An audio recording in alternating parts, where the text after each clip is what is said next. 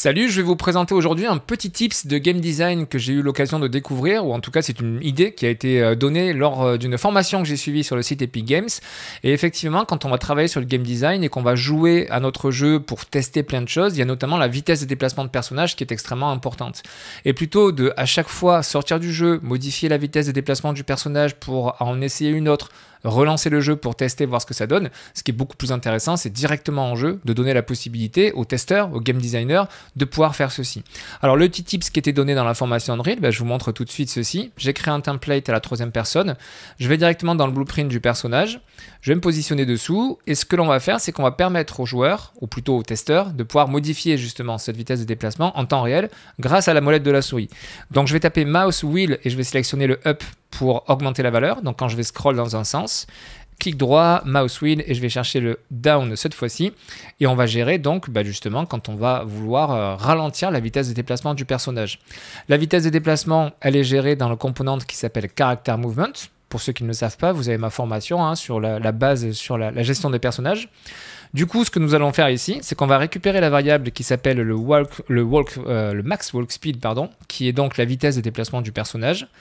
Et depuis ceci, on va faire quoi? Dans le premier sens, quand on va scroll notre souris dans un sens qu'on va vouloir accélérer, on va venir ajouter ici une valeur. Donc j'additionne un float. On va fonctionner de 10 en 10. Et le résultat de cette valeur, ça va nous permettre de faire quoi? Ça va nous permettre de définir la nouvelle vitesse de déplacement du personnage. Donc depuis le Character Movement, je fais un set max walk speed et ça me permet de mettre à jour cette valeur ici. Je relis. Et je relis bien entendu le résultat de mon addition. Et même chose en dessous, c'est-à-dire que quand je vais vouloir ralentir le personnage, depuis le max walk speed ici, cette fois-ci, je vais soustraire une valeur. Je vais mettre 10 pour soustraire 10.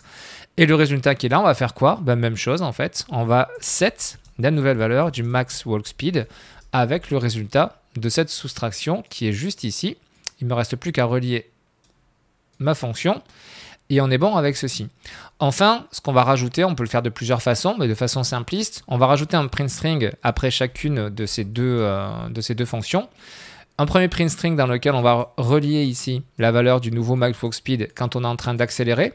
Et on va faire la même chose en bas avec un print string dans lequel on va relier la nouvelle vitesse de déplacement quand on aura donc ralenti notre personnage. Et pour différencier les deux, ce que je peux faire, c'est changer la couleur de mon débugage ici, juste pour avoir une petite différence entre les deux qui s'afficheront à l'écran. Le but de tout ça, le voici du coup, je vais passer en plein écran. Et quand je vais déplacer mon personnage et que je vais utiliser le scroll de ma souris, ce que je suis en train de faire, dans un sens, je vais accélérer le personnage de 10 en 10. Donc si je vais très très vite, que je laisse filer le scroll, vous allez voir que mon personnage il va commencer à avoir une vitesse de déplacement très rapide. Et inversement, si je scroll dans l'autre sens, je fais défiler hop là jusqu'à des valeurs très faibles. On voit que c'est passé en négatif.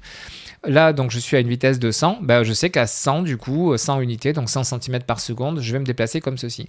Et ça va permettre dans le cadre de niveau, je pense notamment aux jeux dans lesquels on est dans un endroit pourquoi pas un petit peu plus clos, c'est très important de bien gérer la vitesse de déplacement. Même d'ailleurs dans des univers beaucoup plus grands, beaucoup plus ouverts, la vitesse de déplacement de personnage est quelque chose de très important.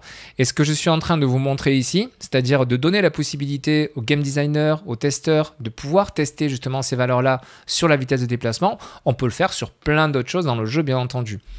Dernier point, quand on voit en fait la vitesse de déplacement, admettons qu'ici je me dise ok, quand le personnage va marcher ou quand il va courir, il faut qu'il se déplace, ce que j'ai actuellement donc à 280. On voit que l'animation elle n'est pas très très jolie, c'est-à-dire qu'effectivement, ce qui se passe actuellement, c'est que notre blend space, il est positionné entre la position de marche et la position de course. Et donc, ça fait une position intermédiaire qui n'est pas belle. Mais ça, c'est pas un souci. Vous le savez, c'est uniquement graphique. Il faut bien faire la part des choses.